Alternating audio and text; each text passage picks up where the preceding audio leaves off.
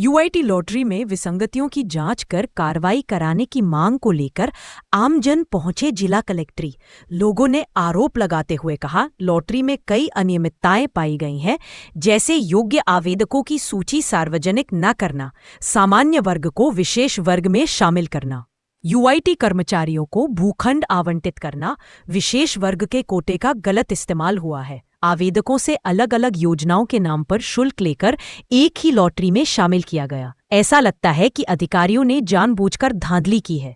जिला कलेक्ट्री पर प्रदर्शन कर ज्ञापन में उन्होंने मांग रखी कि लॉटरी प्रक्रिया की जांच की जानी चाहिए और दोषियों के खिलाफ कार्रवाई होनी चाहिए और आगे की प्रक्रिया पर रोक लगनी चाहिए। जी सर बताएं।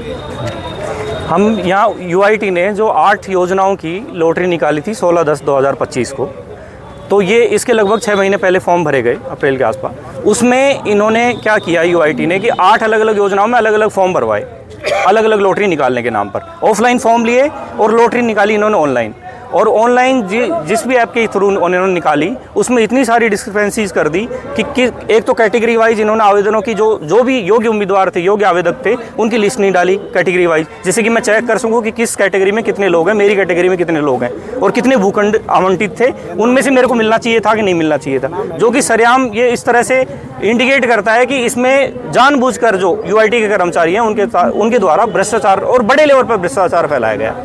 इसमें साथ में यूआईटी के कर्मचारी हैं उनके नाम पर जो कि लॉटरी में शामिल हैं, जैसे रवि श्रीवास्तव जी हैं जो इस लॉटरी के मुखिया थे, उनकी पत्नी के नाम पर भी लॉटरी निकला है। ऐसे ही 9 लोग और सामने हमारे पास आ गए हैं, जिसमें कि अपना यूआईटी के कार्मिक हैं जो इस लॉटरी में शामिल थे और उनके नाम पर भी वो निकला, और जो आम एम्प्लॉई है उसको दूर कर दिया गया।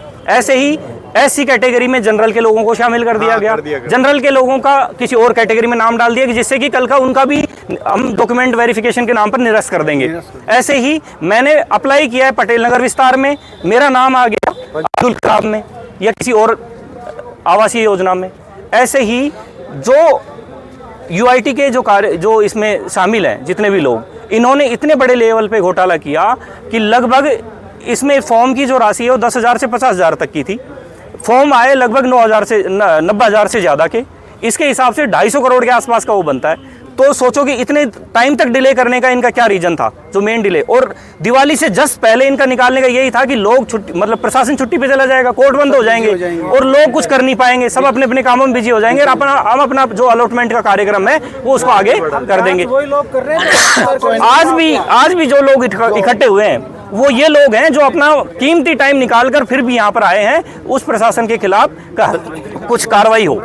अच्छा, मंत्री जी को इसमें लूप में लेकर, मंत्री जी को पता ही नहीं है, लूप में तो ले लिया, मंत्री जी के हाथ से वो निकलवा दिया जिससे ये लगे कि गवर्नमेंट ठीक है भाई, गवर्नमेंट के सामने ये चीज निकली है, धांधली नहीं हुई है ना।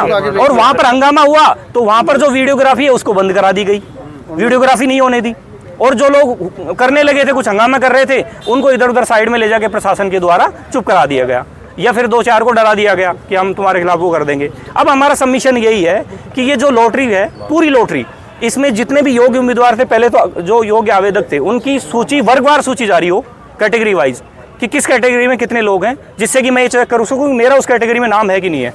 नहीं तो पता लगा फॉर्म और ही है, मेरा तो फॉर्म ही खा गए, कहीं और ले गए जैसे पहले। हाँ, उसके बाद में इसमें क्या है, जैसे एक और बड़े लेवल पे क्या हुआ कि जिस कैटेगरी में जितने लोगों का रिजर्वेशन मिला हुआ था, जैसे मैं इसकी बात करूं, अगर सोल्जर वाले, सैनिक वाले कोटे में 10% का कोटा है, 10% का कोटे के हिसाब से 300 से ज़्यादा के प्लॉट्स बनते हैं। इसमें 264 ही अलॉट करे और उसमें भी बहुत सारे लोग ऐसे शामिल कर दिए जो सैनिक है ही नहीं, उनको सैनिक बना दिया। हाँ, उनको सैनिक बना दिया।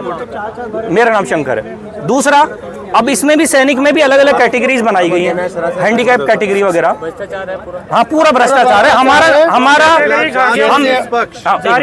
हम इतना ही चाहते हैं कि ये तो आवेदक, जितने भी आवेदक हैं उनकी दोबारा से स्क्रूटनी हो, दोबारा से उनका वो पूरी लिस्ट जारी हो, और इस जो आगे अलॉटमेंट प्रक्रिया है, इसका जो प्रोसेस है, ऑपरेशन है, वो यहीं की यहीं रोक दिया जाए, स्टे किया जाए। और उसके बाद में इनके जो भी यूआईटी के कर्मचारी इसमें लिप्त हैं, इनके खिलाफ गवर्नमेंट के द्वारा एक इंडिपेंडेंट एजेंसी से इसकी गहनता से जांच करवाई जाए और जो भी इसमें लिप्त पाए जाएं उन पर कार्रवाई हो। दूसरा, ये पूरी जो लॉटरी है वो निरस्त करके और ऑफलाइन तरीके से, शंकर सिंह